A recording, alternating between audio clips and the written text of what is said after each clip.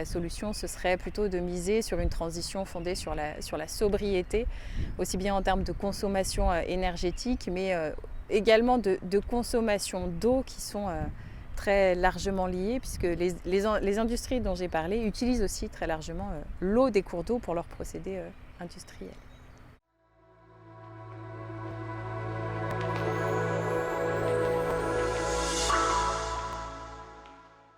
Bonjour, je m'appelle Marie Forget, je suis géographe, je suis enseignante-chercheur au laboratoire Editem à l'Université Savoie-Mont-Blanc.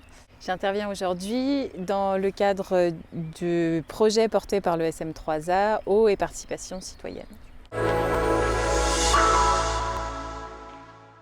Principalement pour pouvoir profiter de la force hydraulique, c'est-à-dire de pouvoir profiter des chutes d'eau et justement des cours d'eau qui s'écoulent avec une forte pente et un débit suffisant, mais également pour pouvoir profiter des fonds de vallée relativement plats qui sont plus à même d'accueillir des industries de forte ampleur. Donc ces industries dans les Alpes, c'est le berceau de la houille blanche, ça a été surtout au départ des industries lourdes qui sont aujourd'hui en difficulté, où donc on connaît aussi un renouvellement de ce tissu industriel dans les vallées alpines.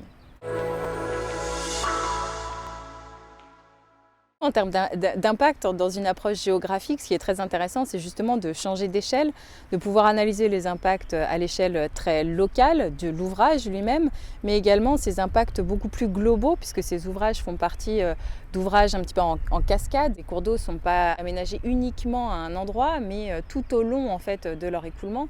Et donc les impacts et la rétention sédimentaire qu'on a ici dans les hauts bassins, dans les Alpes, vont avoir des impacts au débouché des grands organismes fluviaux et notamment dans les zones de delta où les sédiments n'arrivent plus. Aujourd'hui, il n'est plus possible, ou il ne sera plus possible de construire des grands barrages tels qu'on les a construits entre deux guerres. Tout simplement parce que les sites les plus adéquats pour construire ces grands barrages ont été déjà utilisés et surtout puisque l'opinion publique, la manière d'aborder l'environnement et les impacts très importants de ces grands barrages, on a des lois qui ont très largement évolué. On est donc aujourd'hui, le développement de l'hydroélectricité, il se fait plutôt sous la forme de micro ou de picocentrales qui demandent des petits aménagements. Donc généralement, on va entonner, turbiner l'eau et la rejeter tout de suite après. La question qui se pose, c'est celle des impacts cumulatifs de ces petits ouvrages, puisque les études d'impact se font à l'échelle de l'ouvrage, mais pas à l'échelle du bassin versant, où finalement l'impact de chaque ouvrage peut se cumuler aux autres.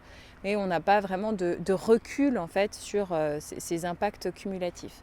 En termes de puissance et en termes d'alimentation du réseau énergétique, l'hydroélectricité ne joue pas le même rôle que le nucléaire, qui est la fourniture de base en quelque sorte.